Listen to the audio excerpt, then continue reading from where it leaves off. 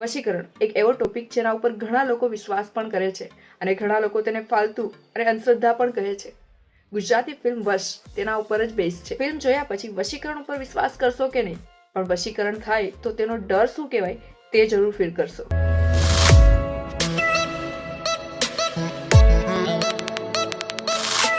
વશીકરણ શું છે કોઈને સમજાવવાની જરૂર નથી. કોઈ વ્યક્તિને પોતાના વશમાં કરી લેવું. આ ફિલ્મ એક જ બંગલોમાં શૂટ કરવામાં આવેલી છે અને ગણી શકાય તેટલા એક્ટર્સ છે. પણ સ્ટોરીમાં દમ હોય તો લોકેશન કે લિમિટ્સ મેટર નથી કરતી. એક સ્વીટ ફેમિલી લાઈક હમ દો હમારે દો ફાર્મ હાઉસ પર ફેમિલી ટાઈમ સ્પેન્ડ કરવા જાય છે અને એક અનવોન્ટેડ પર્સનની નજર પડી જાય છે આ ફેમિલી પર. બસ સ્ટોરી સ્ટાર્ટ. અને આ અનવોન્ટેડ પર્સન એટલે કે હિતેન કુમાર.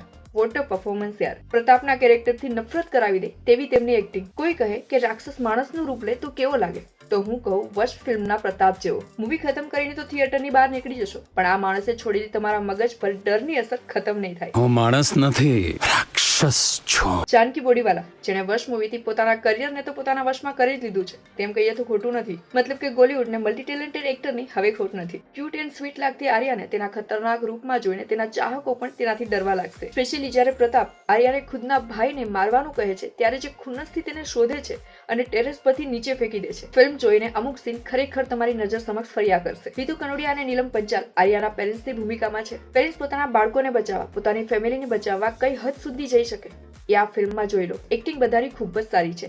હિતુ કનોડિયા આઇકોનિક સ્ટાર અને Neelam Panchal perfect for her character. Hiten Kumar અને જાનકી ગુજરાતી સિનેમાને ઓલ ઇન્ડિયામાં ચર્ચિત કરાવતા નામ છે. Screen play, story telling, dialogues, BGM બધું જ પરફેક્ટ. એન્ડ જે વાયલન્સના સીન છે તે સાઉથ ફિલ્મની જેમ ખોટા કે ઓવર નહીં લાગે. સો ડોન્ટ વરી, મીમ્સનો શિકાર નહીં બનીએ. બટ હા, નેગેટિવ પોઈન્ટ્સ પણ છે, મન મક્કમ કરીને સાંભળી લો. વધારે વાત નહીં કરીએ, સ્પોઇલર ના થાય તે માટે. પણ ફિલ્મના ક્લાઇમેક્સમાં પ્રતાપનો મોટિવ શું છે તેના વિશે કંઈ પણ બતાવવામાં નથી આવ્યું. લાઈક હા, સાયકો થ્રિલરમાં કોઈ માણસ શું કામ કોઈને નુકસાન કરવા માંગે છે તે કહેવું જરૂરી નથી. તે સાયકો છે તો છે, કોઈ ખરાબ કામ કરે છે તો કરે છે. બટ એઝ અ ઓડિયન્સ બધાના સેટિસ્ફેક્શન માટે એ સ્ટોરી પચાવવા માટે આઈ થિંક તેની જરૂર હતી. તમને શું લાગે છે?